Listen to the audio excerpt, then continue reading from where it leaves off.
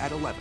Terrorism in the heart of London tonight after a van runs over pedestrians on the London Bridge, followed by stabbings at a nearby market. March for Truth rallies held around the country today, protesting President Trump's latest agenda on healthcare and the environment. Plus, the funeral for Special Agent Michael Walter in Powhatan today, a community Walter himself was a part of. We'll hear from his brothers and sisters in blue on his dedication to protect and serve. On your side, NBC 12 News at 11 starts with breaking news. And that breaking news is out of London tonight, where we've just confirmed in the past few minutes 6 people are dead after 2 separate attacks, one on the London Bridge, the other at a nearby market. A white van reportedly running over pedestrians on that bridge, with people being stabbed shortly afterwards. 3 attackers are also reportedly dead. Chris Pallone has the latest on this unfolding situation. Pallone, NBC News. Closer at home now, where law enforcement joined friends and family of Special Agent Michael Walter to pay their final respects. Walter was a 19-year veteran, remembered for his selflessness and the impact he left on the community. Hundreds gathered at Powhatan High today to honor and remember the man who gave his life to protect others. Jasmine Turner shows us why it's evident Special Agent Walter is leaving a lasting legacy. Jasmine Turner reporting. Now, many traveled from near and far to pay their respects today, uniting friends and strangers. We caught up with one supporter who stood outside for hours to send a strong message. This is no task for the faint of heart. Part of being a police officer, you'll support your brothers and sisters in blue. Nestled beneath the American flag, Patty Godonis is braving the heat to hold a police flag, white, black, and blue, in honor of law enforcement. I'm here to support not only Special Agent Walters, but his family. Standing more than 4 hours outside of the funeral service for Special Agent Michael Walter to simply say she stands in solidarity. I started out here probably like 8:30. I wanted to hear before the family came. As cars drive by, drivers beep their horns as she waves back, her commitment solidified by her own experience in law enforcement before retiring from a sheriff's office in Rochester, New York. It's just simply support, respect for the badge. I believe in it. I believed in it for 23 years, and I'll still believe it until the day I die.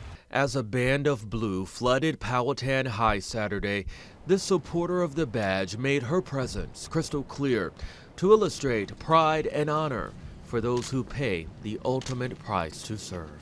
It's not like a natural cause. This is something where tragedy happened, and it shouldn't have.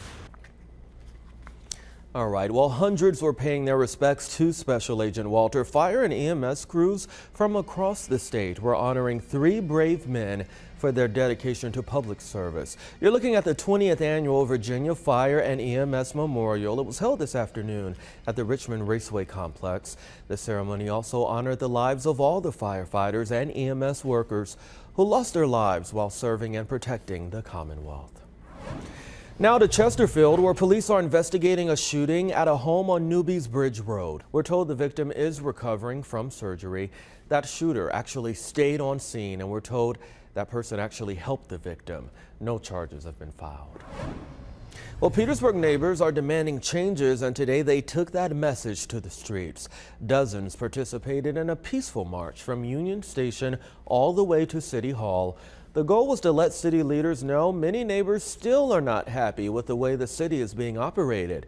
Protesters say they want more money for schools and don't want leaders to sell the city's water system, as suggested by Petersburg's turnaround agency. Well, the turnaround consultant has said the city should consider selling the water plant because the aging structure could best be operated by an outside company. A citizens committee continues to study the pros and cons. All right, you've only got one day left to enjoy one of the city's most exciting events, the Greek Festival. Now, in its 42nd year, the food is enough of a reason to head over to St. Constantine and Helen Greek Orthodox Cathedral. That's on Malvern near Grove Avenue. You will be treated to live music, dancing, and crafts. And each day, the Greek Festival benefits a local charity. The festival opens tomorrow at noon. And get those Powerball tickets out. The numbers are in, and this could be your chance at that $337 million jackpot. All right, those winning numbers, take a look. 3, 9, 21, 41, 54. And the Powerball is 25. One more time, those numbers are 3, 9, 21, 41, 54. And the Powerball is 25. Did you win? The estimated cash value, if you've matched all the numbers in that order, is a cool $209 million. Someone's lucky tonight. All right, coming up next, so-called March for Truth rallies were held across the country. Find out why people from more than 100 cities joined together for the same cause. Plus, SpaceX with another rocket launch for the record books. What was so special about this Dragon rocket? After the break. I want you to take a look at this now. 4 huge towers at a former nuclear power plant in Belgium were brought down to the ground today using 175 pounds of dynamite. All 4 cooling towers were detonated at the same time. The nuclear plant was in use for more than 60 years before going out of service in 2013.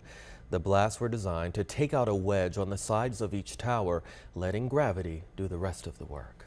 Former FBI Director James Comey plans to testify before Congress next week about his conversations with the president. So take a look. And we'll be watching tomorrow night when Megyn Kelly goes one-on-one with Russian President Vladimir Putin right here on NBC 12.